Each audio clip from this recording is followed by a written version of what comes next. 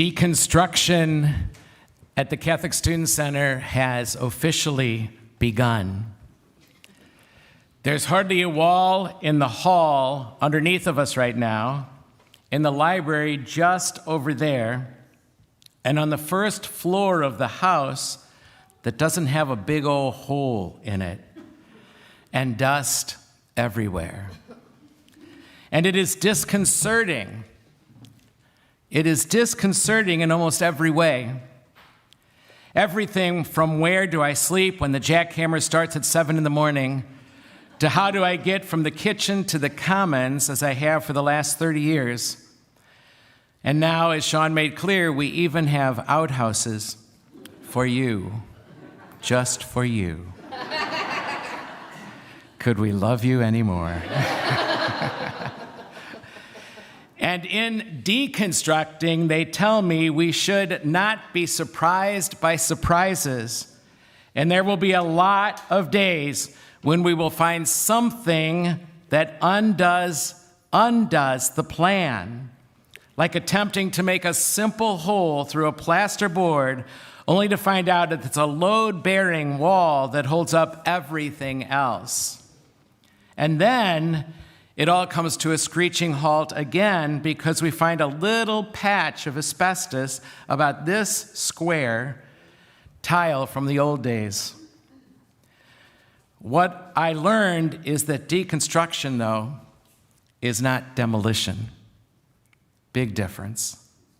Deconstruction is not demolition. We don't destroy to just destroy. We unbuild what has been so carefully built so that we can rebuild.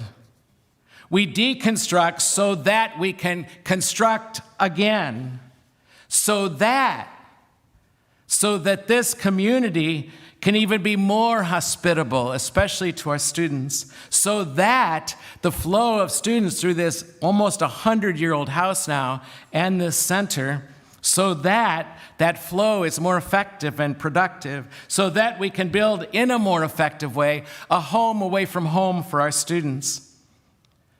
For years now, for the past 30 years, it wasn't quite working to have turned an old residence into a community for hundreds of students to call home and to help us fulfill our mission to make a place for them in this world during these crucial years.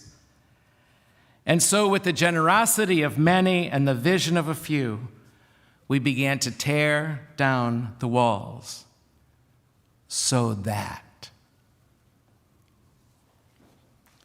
And here's the kicker on this Trinity Sunday. The deconstruction does not just happen to buildings. It has to happen in our faith as well. Sometimes it has to happen to how we see ourselves, our understandings of ourselves, the images we've held on to now, but who we are and what we're about in this world. Some more carefully constructed images of God and how God works need to be put to that sledgehammer. And sometimes our own self-image needs to come tumbling down as well. And it's always messy. And it is life that does this.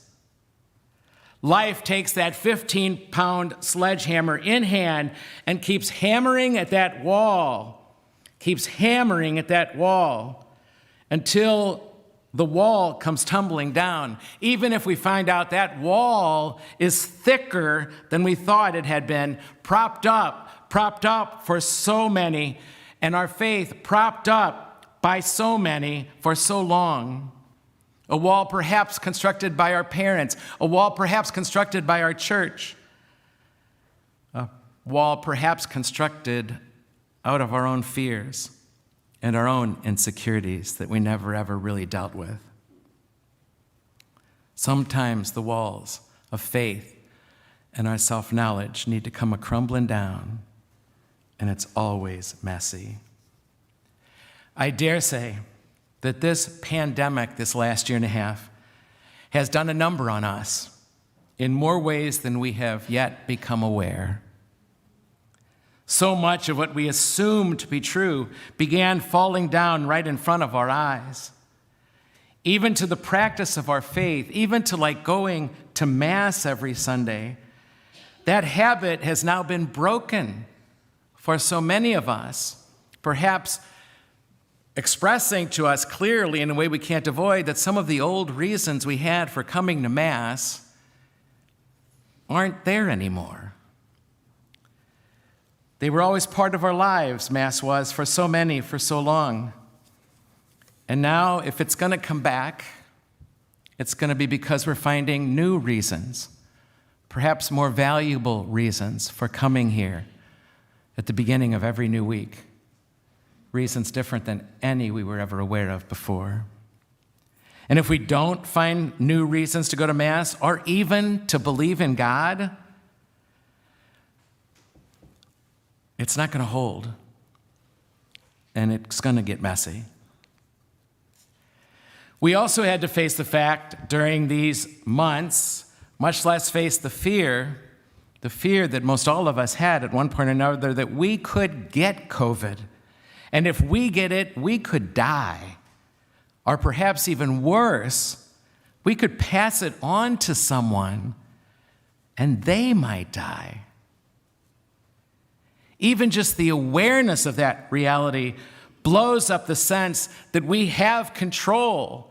We'd like to think we have control, and if we don't have it, at least God has it. We'd like to think of that as true, but it blows up in the sense, and we find out we don't have control over all this in life, and we're not as safe as we trusted we were for so long. And these all lead to a radical deconstruction of our faith.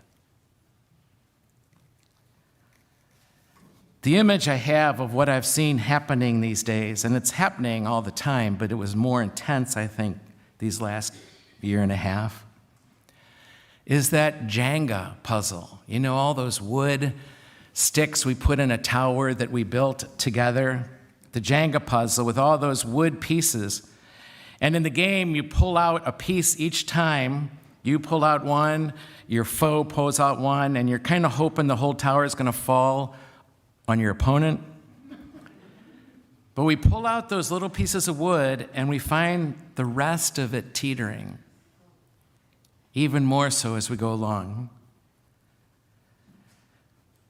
This pandemic and a lot of other things going on in our culture, even our education sometimes, is pulling out those pieces of wood to our faith one at a time.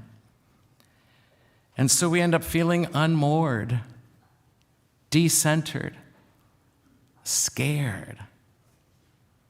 Life took that sledgehammer to some of our strongly held assumptions about God. But deconstruction, my friends, is not demolition. Deconstruction can lead to reconstruction. And I guess I could say that reconstruction hinges on a quote I heard from an older priest way back when I was younger, and I had a huge crisis of faith for myself when too many of those pieces of wood were pulled out from my tower of faith in God. During one of those times in my young life, and it was from Tolstoy. And if you've been around for a while, you've heard it because it's changed my life. Just because you find out your God is not made out of wood, it does not mean there is no God. It just means God is not made out of wood. Just because you find out God is not made out of wood, it does not mean there's no God. It just means God is not made out of wood. I learned that pulling those pieces of wood out from the tower does not mean everything else doesn't matter or the whole tower will fall. It will not necessarily lead to the collapse of everything. It just means there is this opportunity to reconstruct a deeper faith than before, a more honest hope, and a love stronger,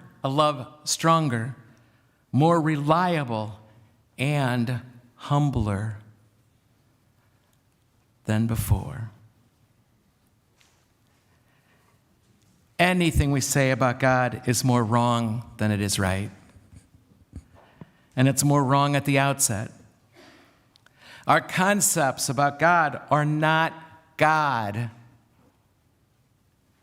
Our concepts can even box God in. Our conceptions of God are idols of our own making. Remember, again, deconstruction is not destruction.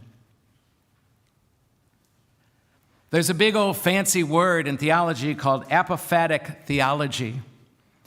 And that addresses more of what God is not. It's thinking more about what God is not than what God is. For example, if God is Father, then how is God not like a father?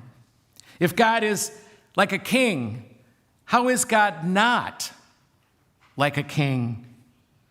If God is all-powerful, well then, how is God not all-powerful?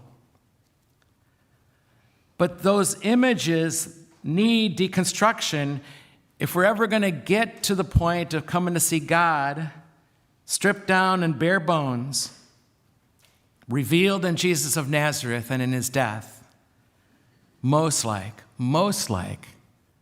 eternal love.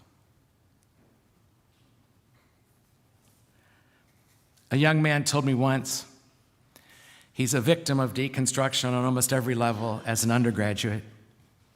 A young man told me once that he deconstructed the hell out of himself.